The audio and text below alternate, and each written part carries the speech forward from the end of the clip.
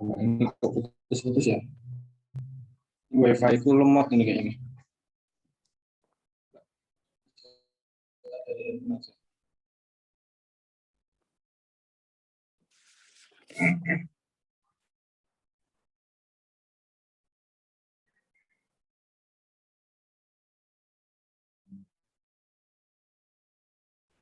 Halo Mas.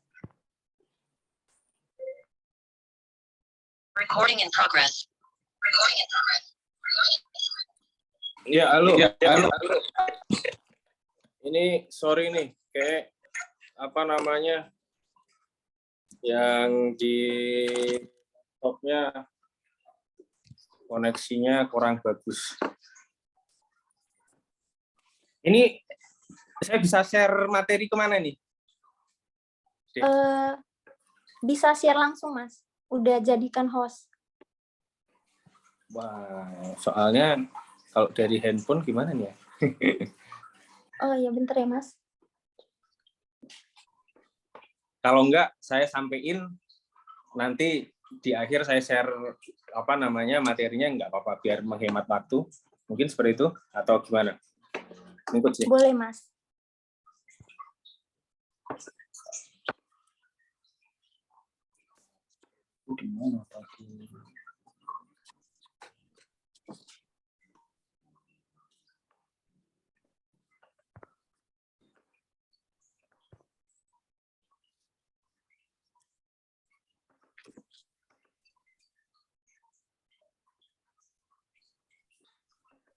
Ini juga atau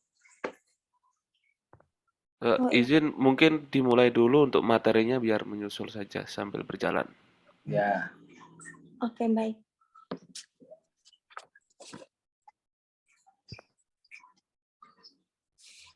Langsung saya mulai ya.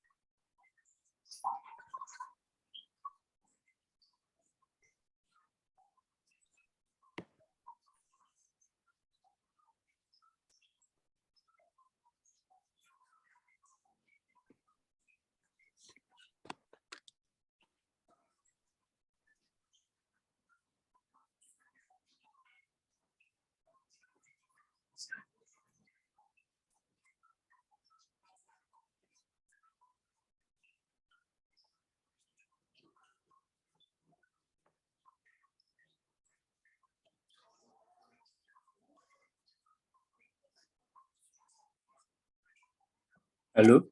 Ini kok? Halo Mas Dharma, ini mungkin dari Mbak Indahnya jaringannya nge-lag. Bentar ya. Oh, Mas. gitu. Oke.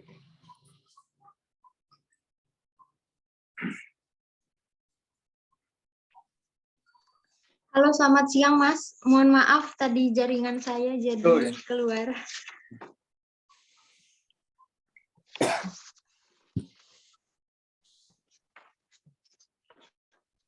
Oke, yang terhormat Mas Raden Dharma Tias Utomo, SHMH-CME, selaku pemateri kita pada diskusi pagi hari ini. Selamat pagi, Mas. Pagi. Yang kami hormati segenap partisipan, Zoom meeting, dan tamu undangan. Selamat pagi semuanya. Selamat pagi, selamat pagi. Selamat pagi. Hadirin yang berbahagia, Assalamualaikum warahmatullahi wabarakatuh.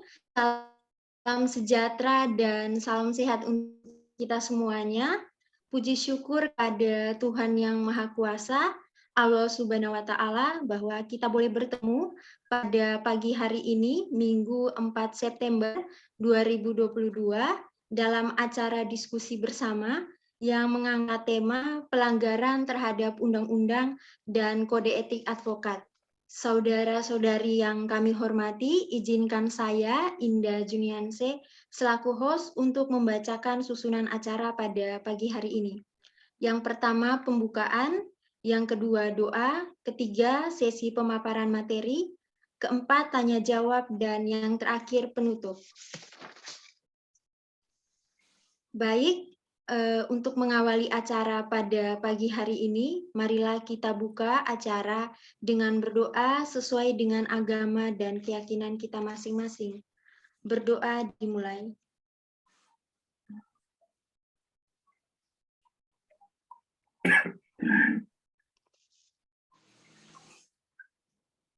Berdoa selesai.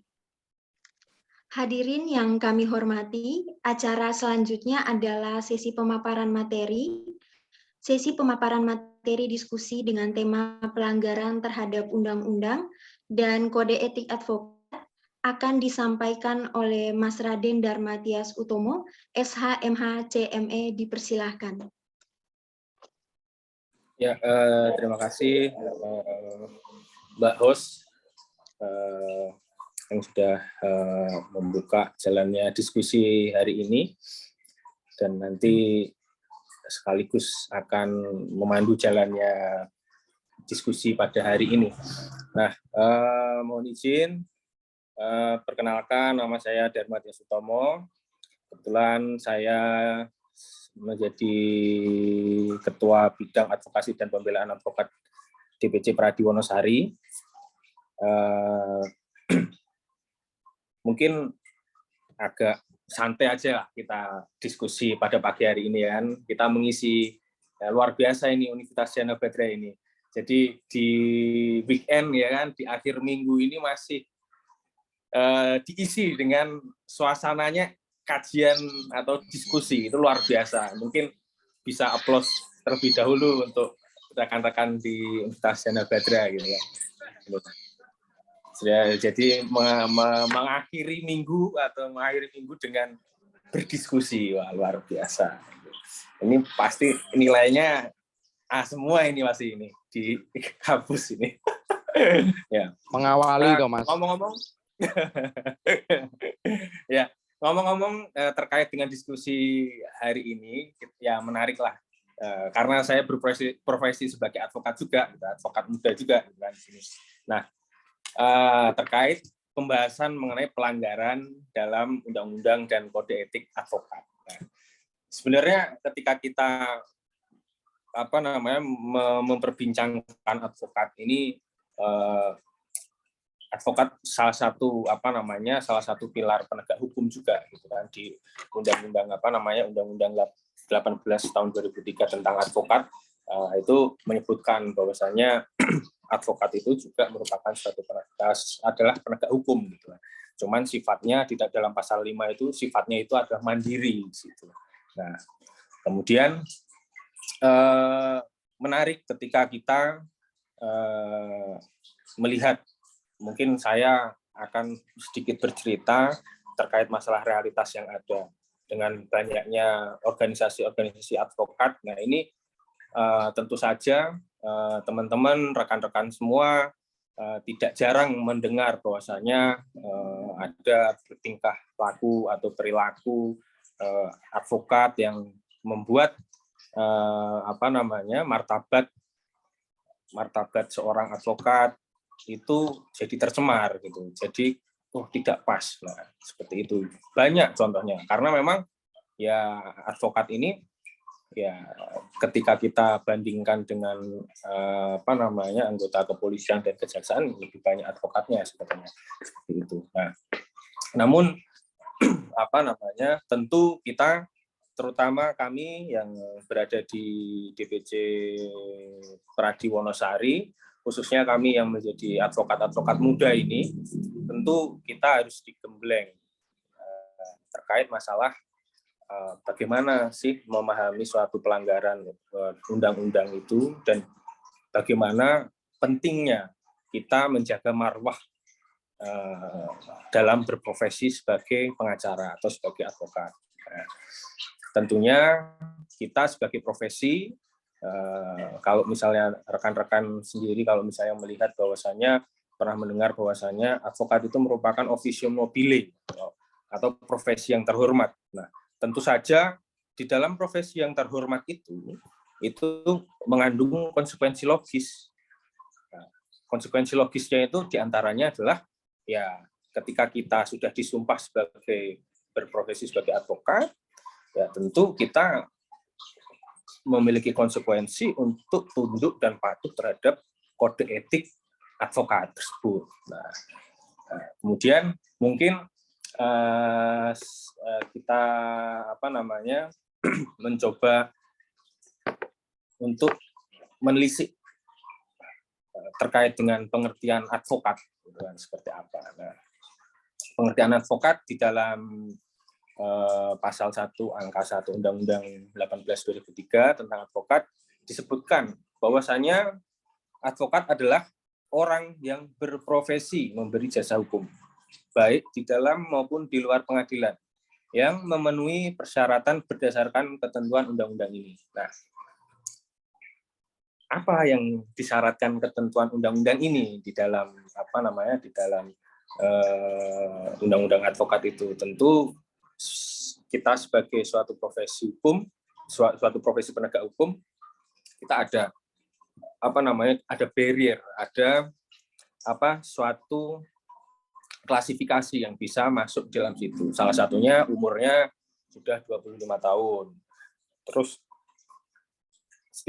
sekurang-kurangnya telah magang selama 2 tahun secara berturut-turut ya, di kantor hukum, gitu kan, memperoleh rekomendasi dari advokat advokat senior lah di situ atau pengampu yang minimal sudah berpraktek selama 7 tahun gitu. Nah, kemudian umur tadi udah umur, kemudian barulah di sana PKPA ya kan, harus mengikuti pendidikan khusus profesi advokat. Nah, kemudian ujian ujian UPA, ujian profesi advokat. Nah, itu harus ditempuh semua. Nah, ini kan berdasarkan ketentuan undang-undang baru bisa disumpah. Nah, kemudian terkait tadi kan advokat adalah orang profesi memberi jasa hukum. Apa yang disebut dengan jasa hukum? Nah, jasa hukum di sini di dalam undang-undang itu adalah jasa yang diberikan advokat berupa memberikan konsultasi hukum, bantuan hukum, menjalankan kuasa, mewakili, mendampingi, membela, dan melakukan tindakan hukum lain untuk kepentingan klien. Nah ini sangat luas. Jasa hukum ini sangat luas. Nah, tentu saja dengan definisi yang dimaksud dengan jasa hukum ketika ini luas sekali. Ini kan bisa konsultasi hukum, bantuan hukum, menjalankan kuasa, mewakili, mendampingi, membela, dan melakukan tindakan hukum lain untuk kepentingan hukum lain. Nah, kadang-kadang memang dari luasnya luasnya dari jasa yang diberikan ini, ya kadang-kadang memang yang menjadi miris ini profesi advokat ini juga bisa rentan melakukan penyalahgunaan. Ya, bedanya kita bukan pejabat negara ya, maksudnya kan kita sebagai profesi yang mandiri ya, menjalankan secara mandiri. Kemudian kita tidak terikat oleh siapapun, kita cuma terikat dengan surat kuasa klien kita, dan lebih jauh aturan-aturan mengenai kode etik dari advokat. Ini pada prakteknya banyak penyimpangan-penyimpangan. Nah, siapa yang paling dirugikan? Biasanya kliennya yang paling dirugikan. Karena apa? Ya karena negara kan kita tidak meng-hire kita gitu kan. Kecuali kalau misalnya yang pengacara-pengacara retainer di BUMN atau dan sebagainya. Nah, gitu. Nah, tentu saja yang paling dirugikan adalah kepentingan hukum klien. Ya. Kadang-kadang memberikan beban-beban biaya-biaya yang tidak perlu, tidak penting gitu. Nah, itu dibebankan biaya-biaya tambahan. Kemudian tidak melihat kemampuan atau kapasitas klien, kemampuan finansial klien. Padahal di kode etik harus melihat kemampuan finansial dari klien gitu. Karena pengacara atau advokat itu dalam memberikan jasa hukum atau misalnya memberikan jasa hukumnya itu tidak semata-mata untuk meraih atau memperoleh finansial belaka atau secara material, tetapi ya untuk demi tegaknya hukum dan keadilan seperti itu secara normatif ya. Kemudian larangan dalam menjalankan profesi advokat. Nah, ini diatur di dalam pasal 6 Undang-Undang 18 tahun 2003 tentang advokat. Yang pertama yang nggak boleh kan itu mengabaikan atau melantarkan kepentingan klien. Nah, sebagaimana yang saya sampaikan tadi di atas sebelumnya bahwasanya dengan lingkup yang luas tadi, bahwasanya kita mewakili sebagai kuasa hukum atau mendampingi sebagai penasihat hukum itu sangat luas kewenangan kita. Nah, di situ ada hal-hal yang tentu saja dilarang karena apa? Yaitu mengabaikan atau melantarkan kepentingan klien. Nah, kadang-kadang kita tidak hanya di-hire oleh satu orang atau klien kita tidak hanya 1-2 orang, bahkan misalnya bisa 3. Nah, kemudian tentu dalam pelaksanaannya tidak bolehlah setiap klien itu dibeda-bedakan. Tentu semua itu adalah sama gitu. Nah, salah satu prinsipnya itu ini biar tidak mengabaikan atau melantarkan kepentingan klien. Kemudian yang poin nomor 2 yaitu yang dilarang berbuat atau bertingkah laku yang tak patut terhadap lawan atau rekan seprofesinya. Nah, ini nih yang kadang-kadang masyarakat awam sering disalahartikan gitu. Sering disalahartikan seperti ini. Ini Mas, itu tuh kemarin itu saya tuh ya ini nanti bisa kita diskusikan lebih lanjut. Mas, ini saya tuh kemarin punya pengacara. Itu pengacaranya itu duduk bersama, ngopi dan sebagainya sama pengacara lawan. Nah, ini dilani kepiye Mas ini malah seperti apa ini? Kok nanti saya saya nanti dicurangi atau seperti apa ya, ini malah ngerti aku dan sebagainya. Atau hal-hal seperti itu seolah-olah lumrah atau wajar. Nah, ya perlu diketahui oleh rekan-rekan dan teman-teman semua bahwasannya salah satu prinsip kita sebagai pengacara itu nggak boleh kita bertingkah laku yang tak patut terhadap lawan atau rekan seprofesinya. Kadang-kadang kan sidang itu baper, ya kan? Sana jawab apa gini dan sebagainya. Jawabannya di replik dupliknya gini, di gugatannya seperti ini, di jawabannya seperti ini, terus di repliknya ini kencang-kencangan, di kesimpulan ya biasa, itu hal yang lumrah, memang seperti itu. Dia memperjuangkan klien dia, kita memperjuangkan klien dia. Nah, klien kita artinya tapi setelah sidang ya udah kita tidak boleh bertingkah laku yang tidak patut. Kemudian kenapa kok sering ngopi tadi atau ngobrol atau dan sebagainya? Bukan karena mau nikung atau mau seperti apa, tidak.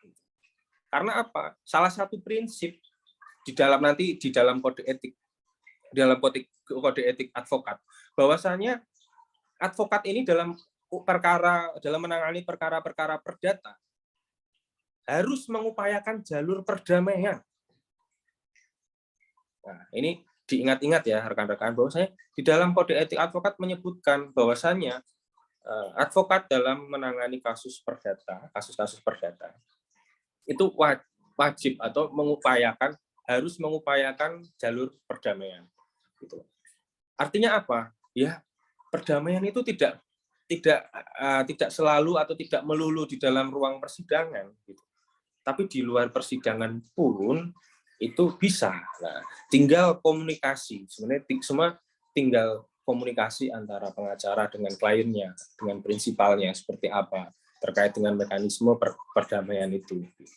Nah, lanjut terkait dengan hal yang dilarang selanjutnya, yaitu adalah bersikap, bertingkah laku, bertutur kata atau mengeluarkan pernyataan yang menunjukkan sikap tidak hormat terhadap hukum, peraturan perundang-undangan dan pengadilan.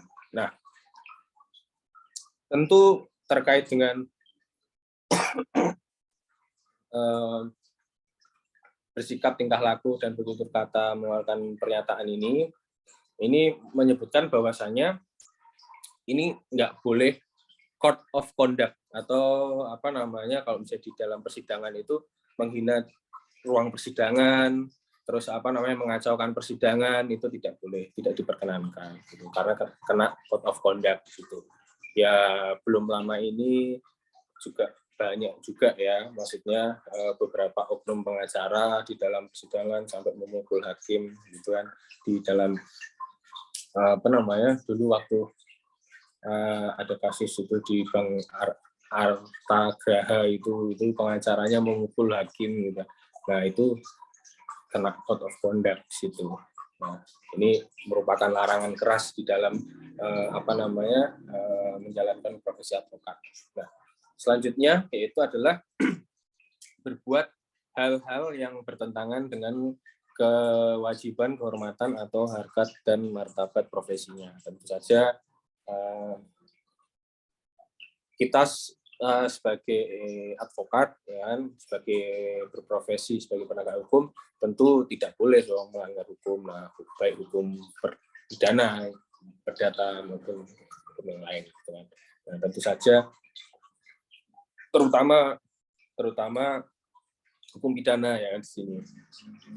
Nah, apa ya perjudian, terus apa namanya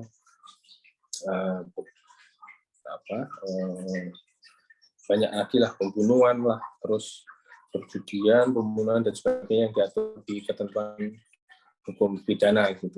Cuman ya kalau misalnya pelanggaran kena tilang atau ini kan harus dibedakan nih pelanggaran dengan kejahatan ya kan. Ini yang dimaksud ini kejahatan lah ya. Kalau pelanggaran ini masa kena tilang kita ini ya kan, ya itu digiring gitu kan, tidak pidana ringan gitu kan. Jadi harus ini.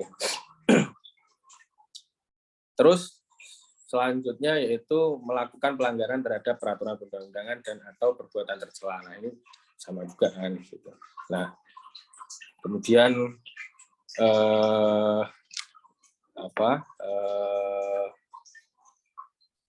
yang selanjutnya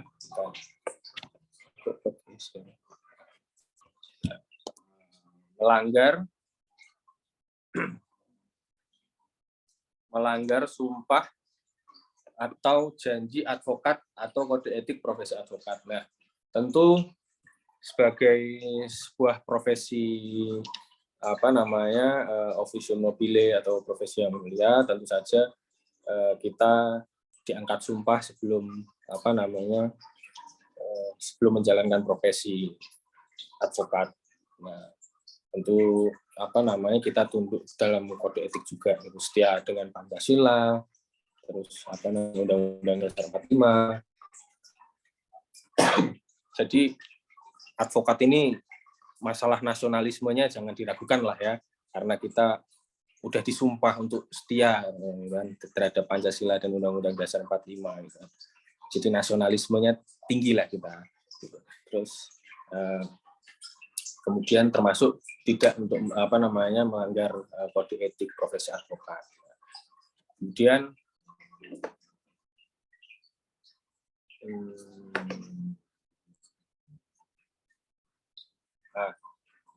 lanjut kita sedikit mungkin membahas terkait masalah etika. Nah, sebenarnya pengertian etika itu apa ya? Mungkin kalau misalnya kita menyadul di buku itu, salah satu etika itu kan merupakan filsafat moral atau moral filosofi. Dari kata ethos dalam bahasa Yunani yang berarti watak, moral berasal dari kata Latin mos dalam bentuk tunggal dan mors dalam bentuk jamak, yang berarti kebiasaan. Dalam KBBI, istilah moral diartikan dengan kesusilaan. Nah, objek material etika adalah tingkah laku atau perbuatan manusia. Objek formalnya adalah kebaikan atau keburukan, bermoral atau tidak bermoral. Terus tingkah laku manusia. Nah, tentu sebagai profesi officio nobile atau yang profesi yang terhormat, tentu marwah sebagai penegak, salah satu pilar penegak hukum, pilar keempat kalau Prof. Otto menyampaikan itu, pengacara ini merupakan pilar keempat dari penegak hukum. Nah, kemudian tentu salah satu officio nobile menjaga martabat dari advokat itu tentu saja harus sangat saklek terhadap penegakan norma kode etik, atau di sini kan ada tingkah laku perbuatan dari advokat ini diatur semua di dalam kode etik situ. Nah, perlakuannya harus saklek, harus ibaratnya tegak lurus di situ, tidak boleh tidak dijalankan. Di situ mengatur bahwasanya di dalam kode etik kode etik advokat mengatur bagaimana hubungan hubungan advokat gitu kan. Artinya bagaimana kepribadian advokat terlebih dahulu. Kedua, hubungan dengan klien. Yang ketiga, hubungan klien, terus kemudian hubungan dengan rekan sejawat asing. Kemudian diatur juga mengenai dewan kehormatan, mengenai pelaksanaan kode etik bagi rekan-rekan yang nakal lah atau tidak sesuai dengan melanggar kode etik. Nah, kemudian kode etik advokat itu dibentuk oleh yang namanya Komite Kerja Advokat Indonesia, yang terdiri dari Ikatan Advokat Indonesia, IKADIN, Asosiasi Advokat Indonesia, AAI, Ikatan Penasihat Hukum Indonesia, IPHI, Himpunan Advokat dan Pengacara Indonesia, HAPI, Serikat Pengacara Indonesia, SPI, Asosiasi Konsultan Hukum Indonesia, AKHI, Himpunan Konsultan Hukum Pasar Modal, HKHPM, yang disahkan pada tanggal 23 Mei 2002. Nah, kode etik advokat ini juga tercantum tercantum di dalam, termaktub dalam Undang-Undang Advokat di 18/2003 tentang advokat. Itu juga di dalam peralihan kalau nggak salah di pasal 30-an itu di akhir-akhir bahwasanya penerapan advokat wajib untuk menerapkan kode etik advokat ini gitu, yang telah dibentuk oleh Komite Kerja Advokat Indonesia gitu. Nah, selanjutnya bagaimana Nah, dari kepribadian advokat kita sedikit menyinggung terkait masalah kepribadian advokat. Yang pertama, advokat dapat menolak untuk memberi nasihat dan bantuan hukum karena berdasarkan bukan karena keahliannya gitu. Tetapi tidak boleh menolak suatu klien atau seseorang yang ingin meminta nasihat hukum itu dikarenakan sara berbasis pada suku ras, agama, atau golongan tertentu atau etnis tertentu. Itu tidak boleh. Kemudian advokat dalam melakukan tugasnya tidak bertujuan semata-mata mencari imbalan materi, tetapi demi tegaknya hukum, kebenaran, dan keadilan. Nah, sebagaimana saya sampaikan tadi di awal, bahwasannya ya tentu saja kita sebagai pilar keempat penegak hukum tidak hanya melihat kita menangani suatu perkara itu karena materi saja. Karena kadang-kadang ada hal yang lebih besar daripada materi ketika kita menangani suatu perkara. Ya sedikit bercerita bahwasanya mungkin di daerah di daerah Kabupaten Gunung Kidul itu yang di dekat pantai-pantai sana ada beberapa kasus. Yang kita tanganin, kita kasih masukan, saran dan sebagainya. Bentuk apresiasinya rekan-rekan tahu tidak uang, tidak ini gitu. Tapi biasanya pakai panen gitu kan, pakai hasil panen, hasil bumi gitu, kacang gitu kan, terus pisang gitu. Jadi ada hal lain yang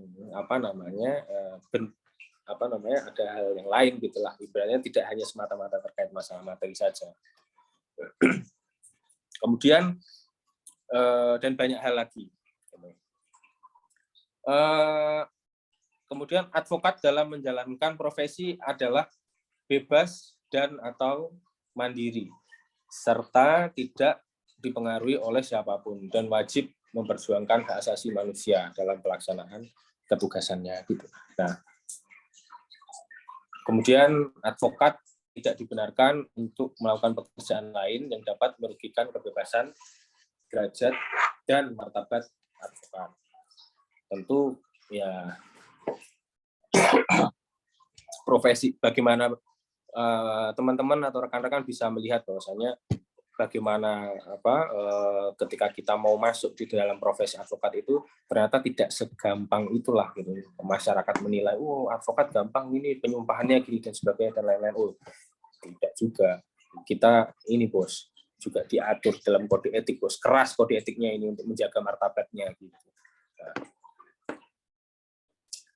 Kemudian lanjut. Nah, hubungan dengan klien. Dalam perkara-perkara perdata harus mengutamakan penyelesaian dengan jalan damai. Nah, sebagaimana sudah saya jelaskan di awal tadi. Jadi ya kalau kita ngobrol-ngobrol dan sebagainya dengan pengacara lawan itu tergantung narasinya, gitu kan.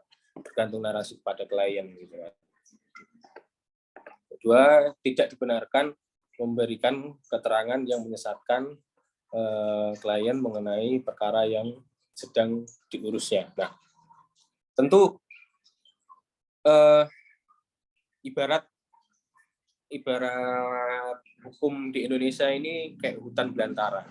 Nah, kita ini sebagai pawangnya. Tentu klien kita ini pengen masuk di dalam ibaratnya di tengah hutan atau di pinggiran hutan, tujuannya seperti itu. Ya, kita mau mengantar ke tujuannya itu. Nah, kan kita bisa tinggal lurus atau muter, atau bisa jadi tersesat. Nah, tentu klien kita ini banyak. Apalagi kalau background-nya tidak background hukum, pasti dia tidak terlalu kritis dan akan cenderung nurut dengan advice atau masukan dari advokatnya gitu. Nah, tentu saja dari dari luasnya kewenangan dari jasa hukum itu tadi yang saya jelaskan di awal, tentu pengacara ini harus benar-benar trust orang yang pegang pengacara ini gitu. bisa saja juga disesatkan. Jadi kemungkinan besar itu adalah itu. Makanya perlu trust atau kepercayaan. Kemudian tidak dibenarkan menjamin kepada kliennya bahwa perkara yang ditangannya akan menang. Nah, ini kebanyakan pada prakteknya klien-klien kan tanya, ini gimana mas, ini dan sebagainya dan lain-lain. Ini menang nggak? Ini menang nggak? Ya secara normatif seperti ini. Kasus hukumnya seperti ini, kasus posisinya seperti ini. Kalau menang dan kalah atau dan sebagainya itu kan urusan hakim sebenarnya. Karena yang memutuskan kan hakim, bukan pengacara. Pengacara hanya menyajikan fakta-fakta hukum, pertimbangan-pertimbangan dan sebagainya. Hakimlah yang memutuskan. Nah, tidak sedikit klien jadi kabur juga, gitu kan, karena tidak bisa memastikan. Tapi ya memang tidak boleh, gitu kan, seperti itu. Tapi pelaksanaannya apakah ada? Ya mungkin, gitu kan. Advokat wajib memegang rahasia jabatan tentang hal-hal yang diberitahukan oleh klien secara kepercayaan dan wajib tetap menjaga rahasia setelah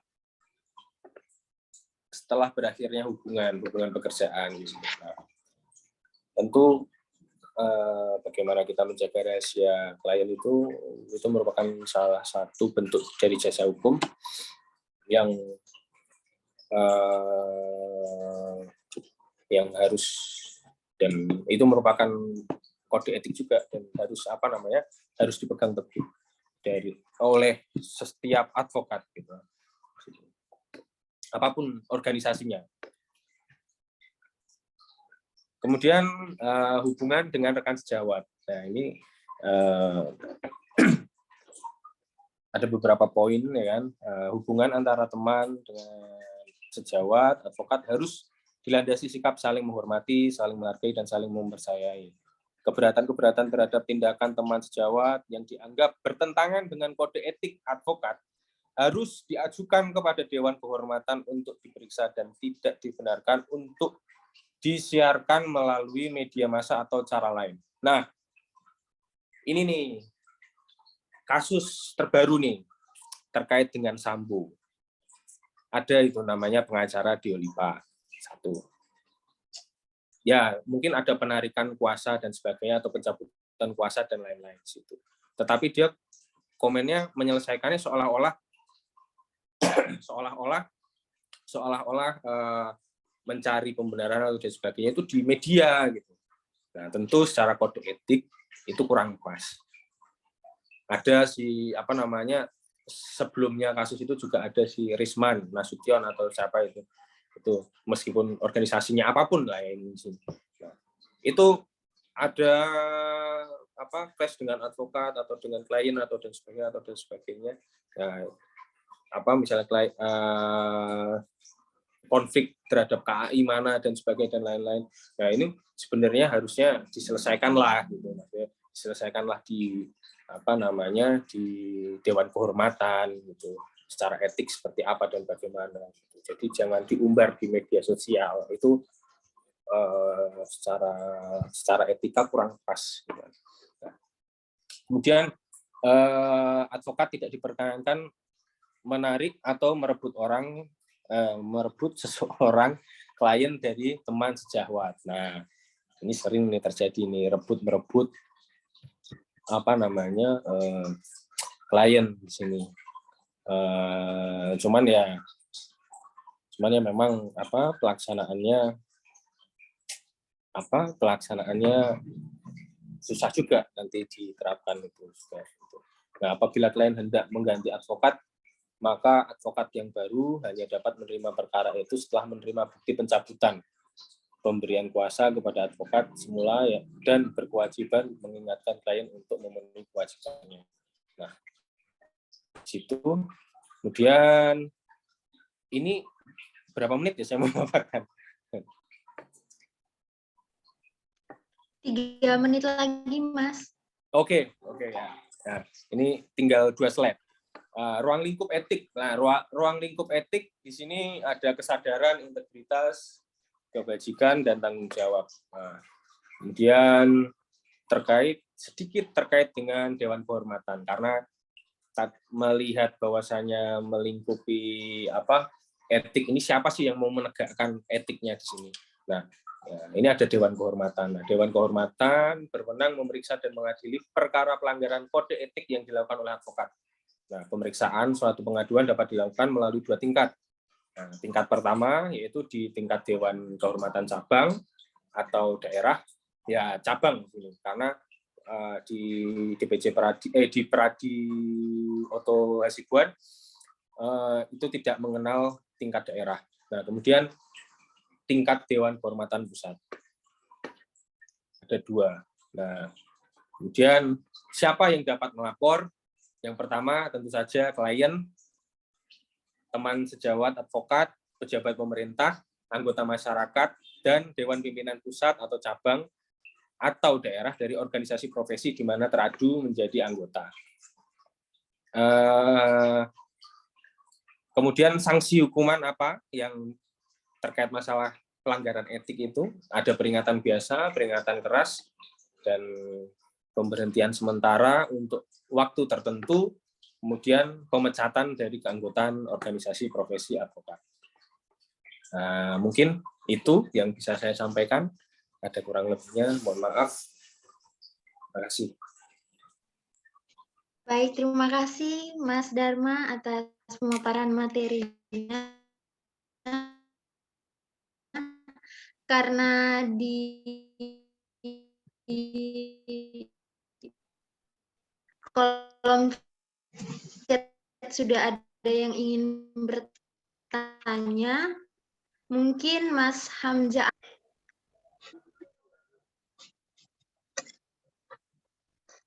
Izin bertanya, Panitia. Baik. Silakan, Halo. Mas. Ya, Assalamualaikum warahmatullahi wabarakatuh. Selamat pagi buat rekan-rekan yang hadir di sini. Saya bahagia banget hari ini bisa jumpa tentunya gitu kan. Dan diskusi ini menarik bagi saya gitu kan, karena berkaitan sama kode etik memang pada saat ini kondisi advokat Indonesia itu memang dalam kondisi sedang tidak baik-baik saja. Nah, ini yang harus diperhatikan dan kayak nampaknya diskusi-diskusi begini harus selalu sering dilakukan begitu ya. Nah, baik, memperkenalkan, nama saya Hamzah Akhlis. Saya alhamdulillah diamanai di Daerah Istimewa Yogyakarta sebagai Ketua DPD Kongres Advokat Indonesia dengan pimpinannya Bapak Presiden Herman Umar ya. Apa yang disampaikan sama Mas apa tadi ya, Mas Dharma. Mas Dharma ya, menarik banget gitu kan. Berkaitan dengan ketika ada advokat dalam suatu perkara perdata itu ngopi bareng gitu kan. Yang menurut saya nggak etis juga kalau menurut saya, terus kemudian dalam satu sidang begitu terus ketahuan sama klien terus ngopi bareng, itu kayaknya nggak etis gitu loh. Dan itu cenderung mencederai amanah yang memang sudah diberikan oleh klien. Jadi menurut hemat saya secara pribadi harusnya hal-hal yang demikian tidak dilakukan kecuali di luar pengadilan. Mungkin itu is okay dan tidak diketahui oleh pihak klien, tentunya kan begitu.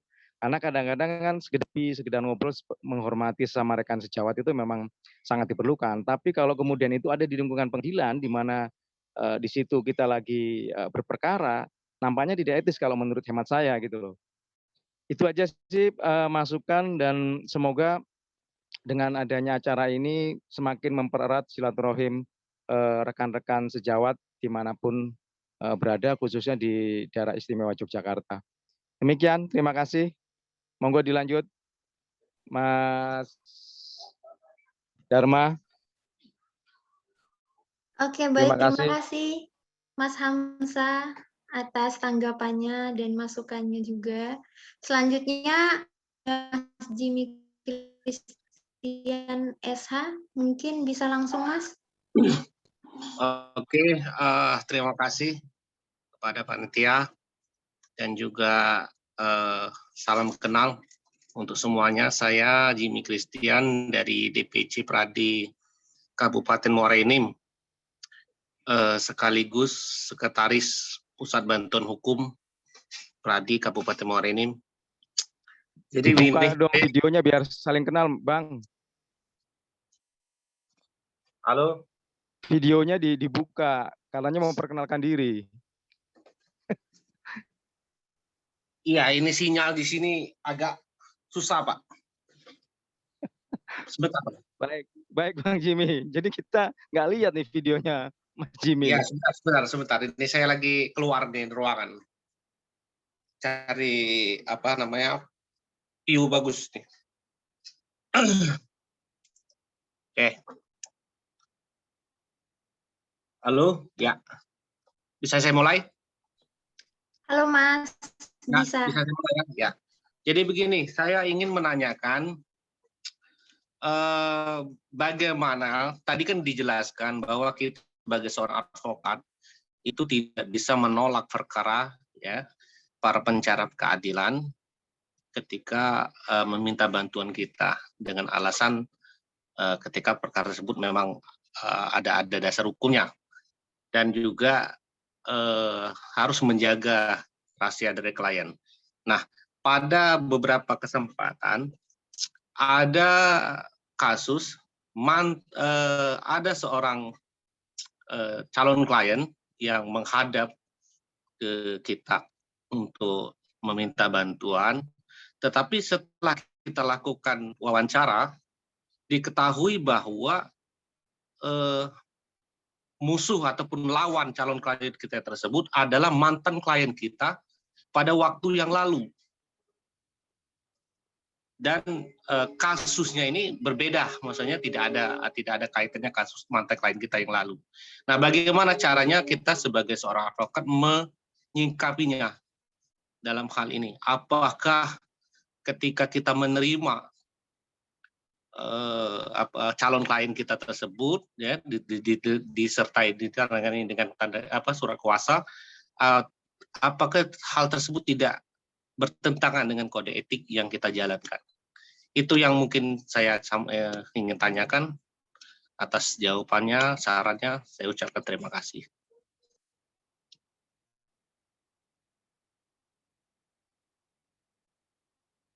Halo?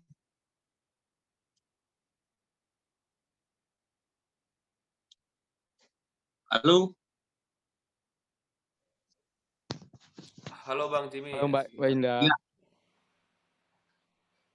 Halo? Halo. Sudah terdengar? Iya. Mungkin ini sedikit gangguan Monggo juga ya. ditanggapi, mohon ditanggapi. Mohon langsung kepada Mas Dharma Tias Utomo untuk menanggapi dari kedua pertanyaan tersebut. ya. Terima kasih atas beberapa tanggapan dan pertanyaan. Ya, kita sharing dan diskusi lah bersama di sini. Bagaimana sebenarnya terkait masalah yang pertama tadi, Bang Hamzah, salam kenal Bang. Terkait dengan ngopi-ngopi tadi, ya saya sepakat juga sih Bang. Kalau misalnya di dalam suasana atau nuansa kita sedang bersidang di situ, itu memang tentu akan kurang ruhnya ketika ingin melakukan untuk negosiasi, kecuali dalam rangka masih di dalam di dalam prosesi mediasi ya, karena kita sesuai dengan Perma 1 2016 kan memang ada kewajiban dalam rangka mediasi. Nah, di dalam mediasi itu kan memang diperbolehkan atau diperkenankan baik di dalam maupun di luar untuk untuk membangun komunikasi gitu kan, baik secara langsung dengan advokat kuasa hukum masing-masing gitu kan. Nah itu tinggal menyampaikan aja sih narasi yang dibangun kepada klien. Nah tapi pada intinya saya sepakat juga gitu terkait ya dalam konteksnya udah dalam pemeriksaan materi pokok, tapi setelah sidang kok langsung apa namanya, ada klien kita terus kita ngopi, kita ini kok seolah-olah terlalu akrab dengan apa namanya, kuasa hukum lawan, tentu saja ya apa namanya, kita harus menjaga perasaan dari apa namanya klien kita. Itu untuk apa, tanggapan pada Bang Hamzah. Kemudian terkait dengan pertanyaan yang nomor 2, Bang Jimmy ya. Ya memang tadi kalau misalnya kita menanyakan apakah itu melanggar kode etik atau tidak gitu kan, ketika mantan klien kita ini memiliki persoalan dengan orang lain, nah orang lainnya ini datang konsultasi dan ingin didampingi oleh kita. Nah, seperti itu ya Bang Jimmy ya. Nah, ini seperti apa? Ini apakah melanggar kode etik atau tidak melanggar kode etik? Nah, seperti itu. Nah, tentu saja ketika kita secara letter luck memahami kode etik, bahwasanya tadi disebutkan kita ini berhak untuk menjaga apa namanya, menjaga rahasia klien, ya kan, sampai dengan hubungan pekerjaan atau hubungan jasa hukum itu selesai. Gitu. Nah, artinya apa kalau kita menyoalkan di situ? Nah, tentu ini sudah ranahnya sudah berbeda gitu. Kecuali kalau si apa namanya, si klien yang awal tadi memiliki hubungan kerja long term terhadap kita, misalnya menjadi hire, nah, kita sebagai kuasa hukum tetapnya gitu kan. Nah, itu ya tentu saja itu melanggar kode etik ketika memegang dua kuasa gitu kan yang berlawanan. Nah, itu jelas kode etik, Bang. Nah, cuman kalau apa namanya, kalau tadi secara kronologis ya, kalau hemat saya itu tidak melanggar kode etik, Bang, gitu. Situ.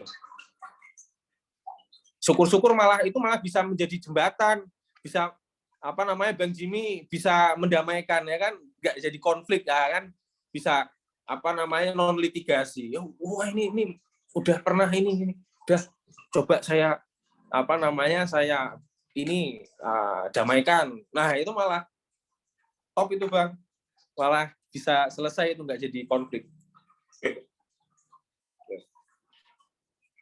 Siap. Oke, itu dari Mas Dharma. Mungkin dari Abang Jimmy ada tambahan. Cukup, terima kasih atas jawabannya. Terima kasih. Baik, sama-sama Bang Jimmy. Oke, Mas Dharma, ini saya rasa kalau nggak ada dari mahasiswa ini ada yang kurang, Mas Jimmy. Nah, kita kan melihat tadi sudah dikatakan bahwa ini tuh kondisinya advokat Indonesia tidak baik-baik saja. Nah, ini juga yang ingin kita pertanyakan, bagaimana advokat di dalam kehidupannya juga diatur dalam kode etik, Mas Dharma. Seperti kalau kita melihat Bang Hotman Paris misalnya, dia suka pamer glamor sana sini, apakah itu juga termasuk dalam melanggar kode etik sehingga kasus tersebut bisa booming begitu. Nah, itu yang pertama. Terus yang kedua begini, Mas Dharma. Untuk kode etik ini kan secara apa ya, yurisdiksi Indonesia. Jadi bagaimana jika advokat ini melanggar kode etik tersebut itu di luar negeri begitu? Apakah ini juga termasuk celah dalam dunia advokat gitu? Atau misalnya advokat kalau sudah keluar negeri bisa membuat kesepakatan rahasia misalnya seperti itu, yang mungkin juga berdampak kepada klien yang terdapat, klien kita begitu, atau misalnya warga-warga lain yang bisa jadi itu melanggar ketentuan umum di dalam Indonesia. Nah, itu nanti dibawanya ranahnya kemana gitu, kira-kira itu saja, Mas Dharma.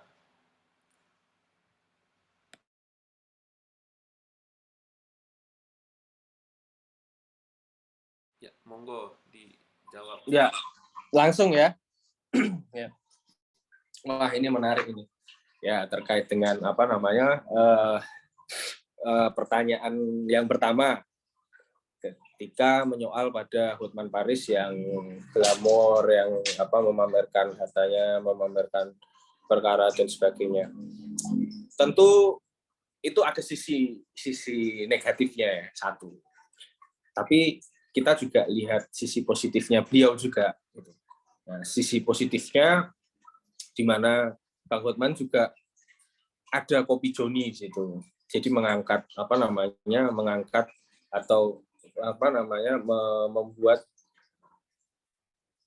membuat free konsultasi gitu.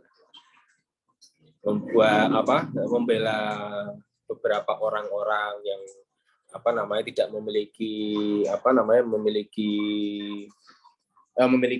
kasus hukum tetapi tidak memiliki uang untuk memprosesnya, terus tertindas oleh oknum-oknum aparat penegak hukum atau APH yang ada. Nah, jadi ada sisi-sisi positifnya juga, gitu kan? Ada sisi positifnya juga. Nah, terus tapi ketika kita menyoal terhadap kehidupan glamor dan membuat suatu di liputan di media terkait dengan kasus yang sedang ditangani atau dan sebagainya, tentu gini ya, ketika kita melihat kalau kasus-kasus dulu mungkin ramai kasus perceraian artis ya dulu, mungkin kalau misalnya awal-awal lah dulu perceraian artis. Nah, dulu perceraian artis kita lihat bahwasannya kalau rekan-rekan teman-teman bisa lihat kalau perkara perceraian itu tertutup di dalam pengadilan. Nama semua disamarkan, nama penggugat, nama tergugat disamarkan, baik cerai gugat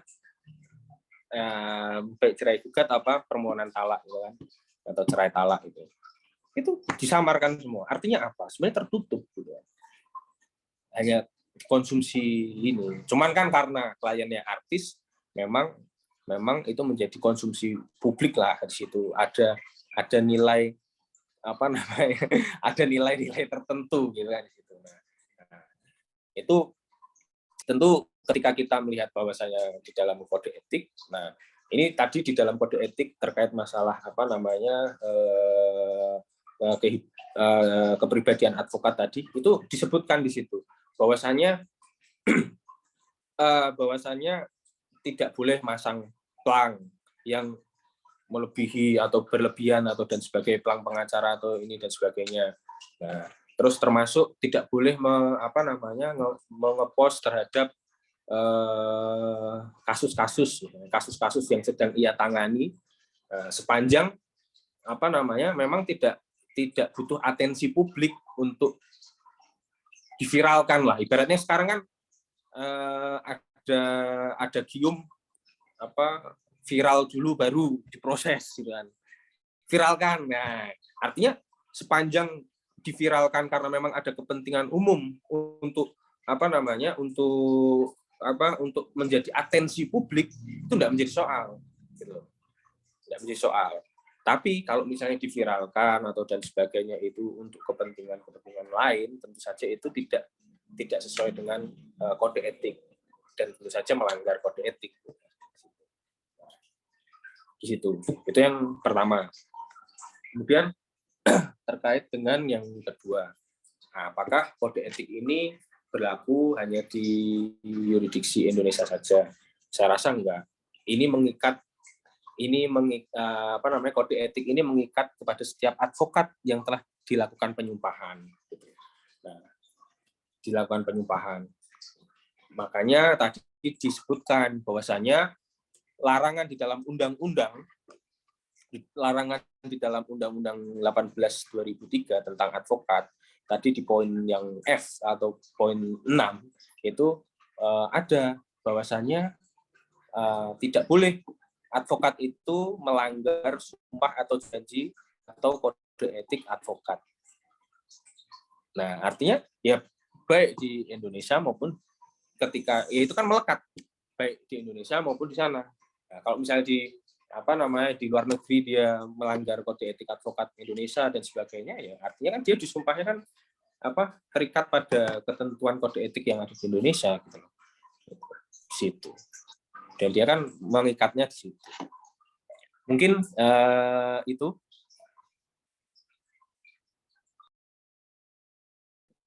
Ya, cukup Mas Dharma, saya kembalikan ke host Mbak Indah.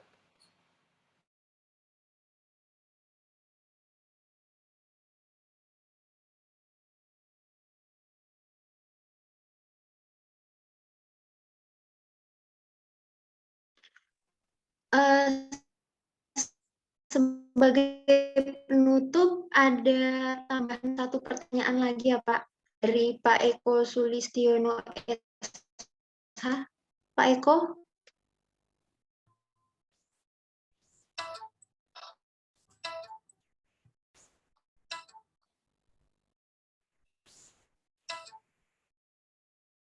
Terima kasih, Mbak.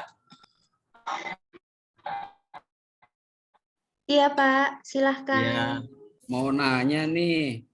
Ini kan apa namanya dalam pasal 19 kan memang advokat itu wajib untuk merahasiakan klien sampai apa namanya tidak ditentukan sampai kapanpun. Artinya kan kita juga wajib untuk apa namanya melindungi dari klien. Terus kemudian ada beberapa advokat yang justru ketika dia sudah kadang-kadang ada yang belum selesai malah dia membeberkan semua apa namanya rahasia-rahasia dari klien. Nah, terus kemudian sebelum kan dinyatakan bersalah seperti itu, terus kemudian dia berpindah kepada organisasi advokat yang lain. Nah, ini yang seperti ini nggak sedikit apa namanya advokat yang melakukan hal seperti itu. Nah, dari apa namanya dari organisasi yang lama ini apakah ada apa sebuah apa ya hukuman untuk advokat tersebut kepada ataupun memberikan ya sebuah teguran kepada advokat tersebut kepada organisasi advokat yang dia apa namanya masuki yang sekarang, karena sekarang dulu kan ya memang ada sekarang sudah multibar, jadi banyak yang misalnya di Pradede bermasalah terus dia pindah ke